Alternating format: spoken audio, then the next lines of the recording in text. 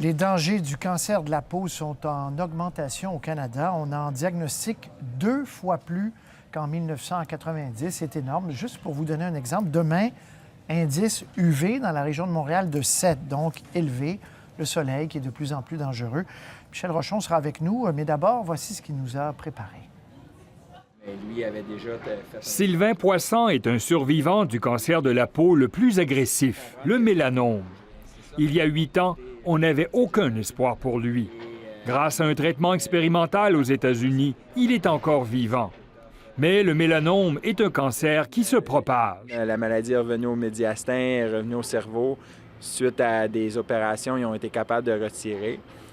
Et là, depuis mai 2012, c'est présentement au foie. Et je suis suivi là, ici à l'hôpital juif de Montréal. La surexposition au soleil est à blâmer. L'indice UV au Canada est à la hausse et se compare à celui du Sud. L'autre source d'UV est artificielle.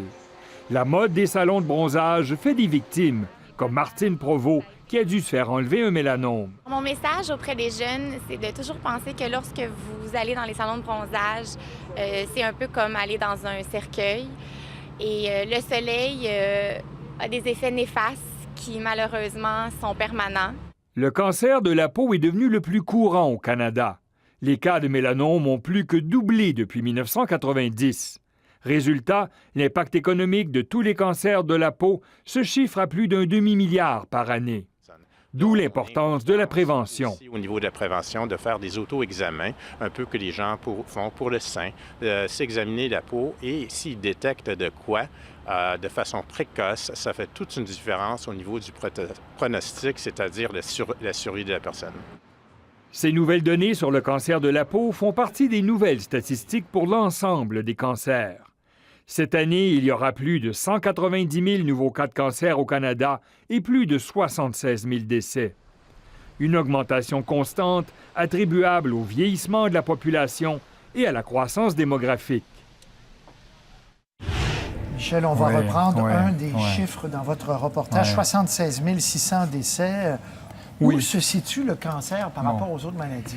Bon, c'est toujours triste à dire, Patrice, et c'est peut-être la plus grande justice sur la Terre. Nous mourrons tous.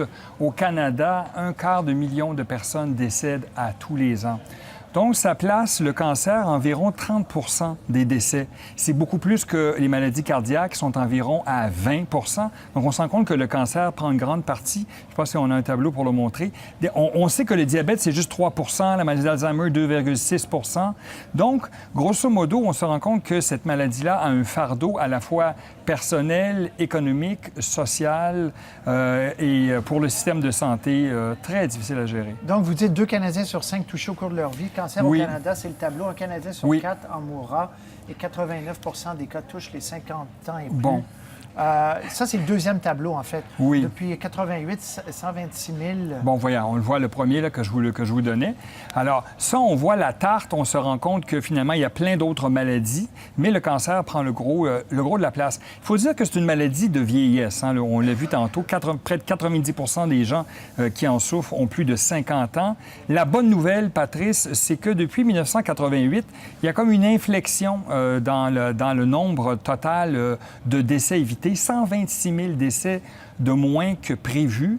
Tout ça à cause, dans le cas des hommes du tabac, où là, les politiques d'antitabagisme ont fait leur effet. Et dans le cas du cancer du sein, là, la prévention, le diagnostic et le traitement ont amélioré énormément le sort des femmes. 24 000 femmes de moins que prévu sont décédées de ce cancer-là. Donc, des bonnes et des nouvelles par ailleurs inquiétantes aussi. Voilà.